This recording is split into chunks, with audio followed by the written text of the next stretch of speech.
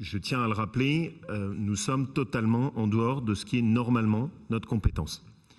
Mais quand on a des services d'urgence qui ferment, quand on a des territoires dans lesquels, pour avoir un rendez-vous avec un médecin généraliste, il faut attendre des semaines, on ne peut pas rester les bras croisés. Et j'ai toujours considéré que c'était notre devoir d'intervenir. On ne fera pas de miracle, on ne va pas tout changer, mais à notre place, on peut améliorer les choses. Organiser, comme ça a été fait dans le Cantal, des consultations délocalisées d'ophtalmo, c'est extrêmement précieux. Travailler avec Groupama pour pouvoir organiser des décentralisations de dentistes, c'est plus qu'attendu sur certains territoires. Travailler pour équiper des cabinets d'infirmières avec des logiciels de télémédecine et des équipements permettant d'organiser des liens et des consultations délocalisées, ça peut sauver des vies et organiser un travail en amont. Faire un investissement sur des services de centres hospitaliers qui n'arrivent plus à avoir une reconnaissance de l'État et qui ne sont pas soutenus pour éviter qu'on organise la fermeture à petit feu, c'est notre devoir en termes d'aménagement du territoire. On se donne les moyens et je pense qu'il faut bien qu'on mesure l'ampleur de l'effort qu'on va franchir ensemble. En 2011, le budget de la santé était à 4 millions d'euros. Nous allons le porter à 12 millions d'euros avec un effort d'investissement qui sera mené sur l'ensemble du mandat à ce stade, en dehors même de la question des IFSI, de plus de 100 millions d'euros. Donc c'est un effort qui est très important. L'objectif est d'essayer de le faire en explorant y compris des choses innovantes. Pour nous, une des grandes ruptures va être le fait que la région s'apprête à embaucher des médecins salariés. C'est un changement majeur. Je dois dire que ce n'était pas intuitivement même ma philosophie, mais on en a beaucoup parlé avec Yannick Neuder sur certains territoires où c'est la seule solution possible parce que sinon nous n'arrivons plus à en installer, eh bien je crois qu'il faut y aller.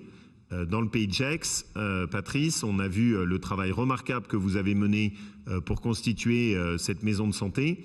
Vous ne seriez pas passé par une solution de salariat, vous n'auriez eu personne. En Ardèche, avec Olivier Amran, nous travaillons ensemble pour une solution qui puisse permettre d'avancer. Et j'ai en tête aussi le plateau de Craponne, sur lequel on a une maison de santé qui s'est constituée, la possibilité d'avoir un ophtalmo qui viendrait s'installer. Mais il dit, moi, si jamais j'ai pas un accompagnement avec une partie de mon activité qui est pris en salariat, je ne viens pas parce que ma prise de risque est trop importante. Donc, je pense que maintenant, il faut y aller. On essaye aussi de diversifier.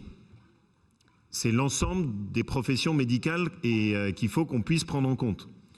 Vous aurez noté que moi j'y suis attaché puisque j'ai une sœur qui est sage-femme. La profession de sage-femme a été très abandonnée pendant la période du Covid. Pouvoir aider les sages-femmes à s'équiper, c'est un point qui est important en matériel. Elles jouent un rôle de prévention et notamment sur des grossesses en difficulté, mais aussi sur de l'accompagnement sur la durée qui est extrêmement important, trop souvent sous-estimé dans notre pays. Et les équipements qu'elles sont amenées à acheter sont des équipements chers et importants. Accompagner le réseau des sages-femmes est vraiment pour nous quelque chose qui est, que je souhaite qu'on puisse inscrire dans la durée. Accompagner les cabinets d'infirmières libérales qui sont amenés de plus en plus à avoir des fonctions de couverture du territoire et qui jouent des rôles extrêmement importants dans nos CPTS et dans nos organisations de territoire. Le rôle des infirmiers et des infirmières qui ont été si dévoués dans le Covid, l'objectif est aussi de les accompagner. Et puis, on a réfléchi, on s'est dit attention, on a aussi la question des officines.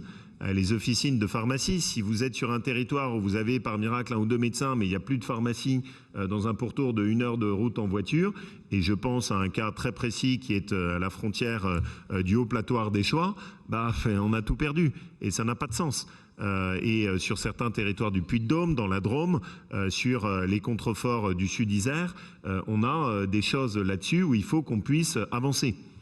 Il faudra aussi qu'on soit innovant sur des problématiques de montagne où la présence des cabinets médicaux, les Savoyards, les Hauts-Savoyards le savent bien, est extrêmement particulière et avec des problématiques de coûts d'installation d'officines et de fonctionnement qui sont très particuliers. Donc sur tous ces sujets, on va essayer d'être innovant, on va apprendre en cheminant ensemble. Quand même, pour qu'on mesure le chemin parcouru, on a commencé il y a 6 ans en augmentant de façon extrêmement importante le budget des maisons de santé. Notre région aujourd'hui est la première région de France par son nombre de maisons de santé. Maintenant, c'est vraiment une vraie stratégie médicale qu'on est en train de mettre en œuvre.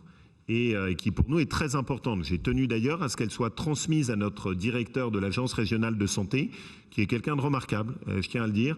Sur d'autres territoires, ça ne se passe pas comme ça, mais chez nous, nous avons un directeur d'ARS qui est un homme remarquable, qui est à l'écoute, qui assume ses responsabilités et qui décide. Mais moi, j'aime bien quand c'est comme ça, mais avec lequel on a travaillé en toute clarté. Et je suis très heureux de dire que ce plan-là n'est pas un plan contre lui, mais vraiment on travaille en commun et on additionne les forces. Ça n'est que comme ça qu'on peut réussir, et c'est l'esprit de notre région. Voilà. Maintenant, on a un gros travail à mener ensemble. On va lancer ces premières expérimentations. Je pense notamment que les premières, Olivier, il faudra qu'on les teste en Ardèche sur l'embauche de médecins salariés, sujet sur lesquels vous êtes très en pointe. Je me suis rapproché également du président de la Saône-et-Loire, qui a été, lui, très innovant en la matière. Et on va essayer de voir comment est-ce qu'au fur et à mesure, on avance en commun, de façon pragmatique, mais avec notre méthode. Donc c'est un moment qui est important pour notre assemblée régionale. Je remercie Laurent. Je veux également y associer Bernard Perru, qui a fait un gigantesque travail avec la commission et qui connaît bien ces problématiques, avec en plus la sensibilité qui est la sienne des aires médicales à la fois qui existent sur une ville qui est quand même très importante comme Villefranche, mais aussi tout le reste du Beaujolais, où on a des problématiques extrêmement diverses sur l'accès à la santé. Voilà. En tout cas, c'est, je pense, un beau dossier. Je sais que ça a donné lieu à beaucoup de discussions et de débats. C'est normal, hein, la santé donne lieu à énormément de sensibilité. Je veux juste rappeler une chose. Nous faisons totalement en dehors de notre compétence, sans aucun financement dédié de l'État. Et donc, on avance en assumant nos propres responsabilités. C'est évidemment un chemin qui est pour nous fort. Mais on ne peut pas faire des miracles. Bien sûr, on peut tous vouloir qu'on fasse la politique de la santé nous-mêmes à la place de l'État dans la région, mais on n'y arrivera pas. Donc on va essayer d'aller sur des endroits où on est utile et complémentaire. Monsieur Perru, je vous passe la parole.